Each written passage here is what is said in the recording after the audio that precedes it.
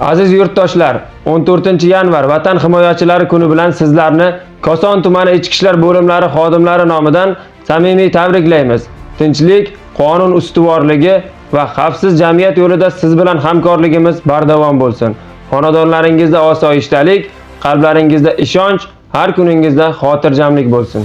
Aziz va qadrli yurtdoshlar, Koson tuman ichki ishlar bo'limi jamoasi sizlarni 14-yanvar Vatan himoyachilari kuni bilan tabriklaymiz. Sizning xotirjam hayotingiz bizning xizmat mazmuni. Yurtga mehr, oilaga baxt, sog'likka baraka tilaymiz. Tumanda doim ahillik, xavfsizlik va farovonlik hukm sursin. Hurmatli fuqarolar, sizlarni 14-yanvar Vatan himoyachilari kuni bilan Koson tuman ichki ishlar bo'limi jamoasi nomidan tabriklaymiz. Qonunga hurmat, yurtga sadoqat va bir-birimizga bo'lgan mehrimiz tumanning kuchidir. Osoyishta kunlar, quvonchli damlar, farovon hayot sizga hamroh bo'lsin.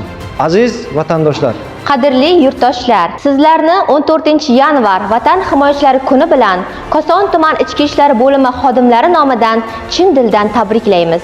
Sizning ishonchingiz va qo'llab-quvvatlashingiz bizga hamisha kuch beradi. Yurtimizga tinchlik, tumanimizga taraqqiyot, har bir oilaga baxt va mustahkam salomatlik tilaymiz.